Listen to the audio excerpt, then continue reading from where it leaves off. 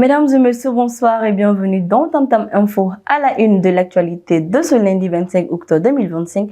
Historique, malgré la défaite en finale de l'Afrobasket face à l'Angola, les Aigles du Mali rentrent la tête haute avec une médaille d'argent, la meilleure performance de l'histoire du basket masculin malien. Sécurité renforcée pour le filet spectaculaire de la douane malienne qui a intercepté une cargaison massive de plus de 20 000 unités d'explosifs dissimulés sous des produits alimentaires. Lutte contre la corruption, la digitalisation des péages révèle une fraude massive à Kati. 15 agents ont été arrêtés après la découverte d'un manque à gagner de plus de 40 millions de francs CFA par mois. Sur le front judiciaire, la Cour constitutionnelle sera saisie de la question de la dissolution des partis politiques suite à une décision du tribunal de grande instance de la commune 1 ce lundi. La tête haute et une médaille d'argent historique autour du cou. Les Aigles du Mali sont entrés dans la légende du sport national malgré leur défaite en finale de l'Afrobasket face au pays organisateur, l'Angola, sur le score de 70 à 43.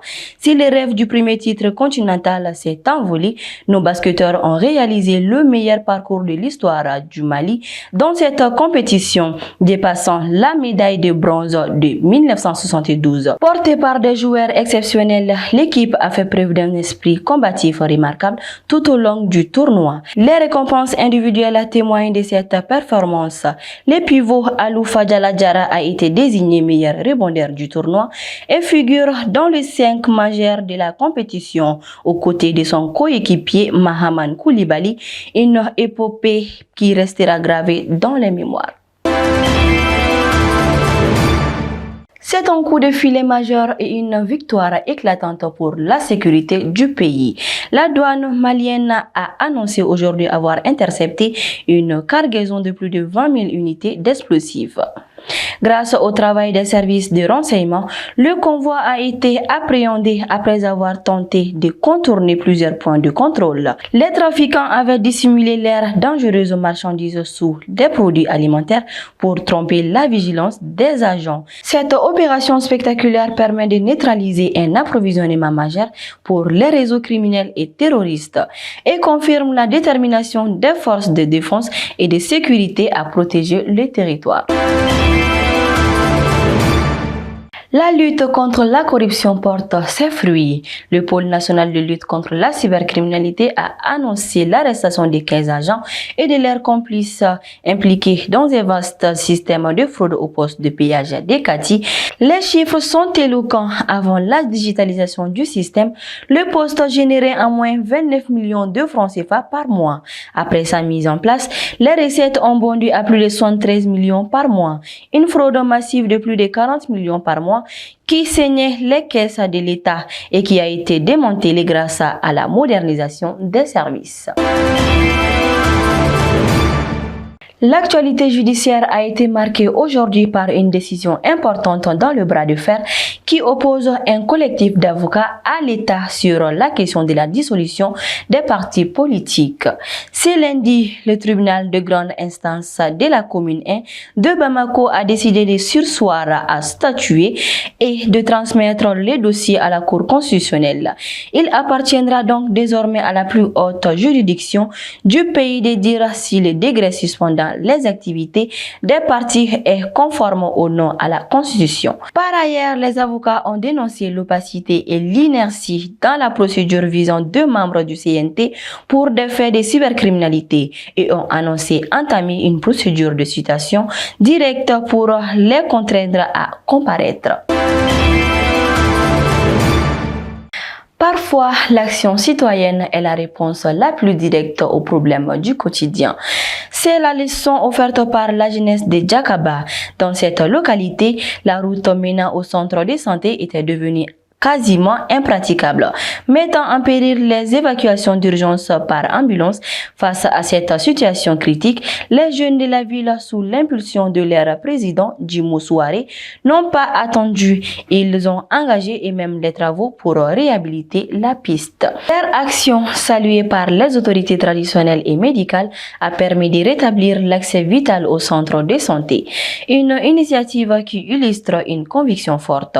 Résumée par leurs leaders, personne ne viendra faire ce travail à notre place. Quand le sport et la culture se rencontrent pour célébrer la richesse du Mali, en prélude à la Supercoupe Assimi Goïta, le colonel Mohamed Chérif Tounkara, président de la commission d'organisation, et toutes les délégations régionales participant à l'édition 2025 se sont rendus au conservatoire Balafaseke Kouyaté. Une visite qui s'inscrit dans le cadre de l'année 2025 décrétée année de la culture par le président de la transition. Ce fut un moment d'échange et d'appropriation où les participants ont découvert des métiers d'art innovants, rappelant que l'excellence sportive se nourrit aussi de la fierté culturelle. Le président de la commission d'organisation a expliqué cette démarche au micro de Tam Tam TV. Écoutons-les. Au sein de la commission d'organisation, quand on a voulu organiser l'édition 2025, on a aussi tenu compte du fait que le chef de l'État, son excellent général d'armée Assimi Goïta, a décrété l'année 2025, année de la culture. On s'est dit comment faire pour vraiment coupler les deux événements. Alors on a pensé au conservatoire Balafaseke Kouyaté, qui est pour nous un laboratoire d'idées, de création, d'invention.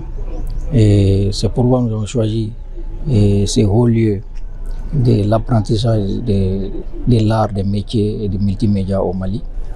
Alors nous sommes venus, on est très heureux et satisfaits de la visite et nous remercions la direction, les directeurs pour l'accueil et puis la présentation. Et nous avons vu ici des métiers qu'on n'aurait pas imaginés et qu'on a vu ici les gens l'apprennent, tels que métiers de designer et autres. Nous avons aussi vu des danseurs, des gens qui font du théâtre, des sculpteurs, en tout cas des métiers de tout genre qui nous donnent aujourd'hui satisfaction. On est venu s'abreuver et je pense que toutes les délégations ont bénéficié en tout cas des bienfaits, des avantages, en tout cas des connaissances de Balafaseke aujourd'hui. Et nous retournons satisfaits et je pense qu'on est heureux de dire aujourd'hui que grâce à la Supercoupe générale d'armée Assimi Goïta, les Maliens se retrouvent, les Maliens se connaissent et puis les Maliens apprennent leur culture aussi. Le message, c'est dire aux jeunes que d'abord, il y a une grande diversité culturelle au Mali, il y a beaucoup de talents au Mali. Et aussi, il n'y a pas de saut métier. Et aussi, le chef de l'État a voulu que cette Supercoupe sert de tremplin, et sert aussi de trait d'union, et sert aussi des moyens de renforcement de cohésion nationale. Et je lance un message à tout le monde de rester unis derrière notre Mali et de faire en sorte d'avoir toujours un Mali un et indivisible.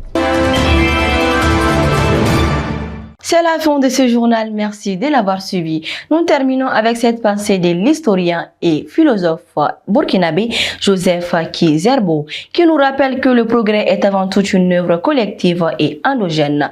On ne développe pas, on se développe. Au nom de toute la rédaction, je vous souhaite une excellente suite de programmes.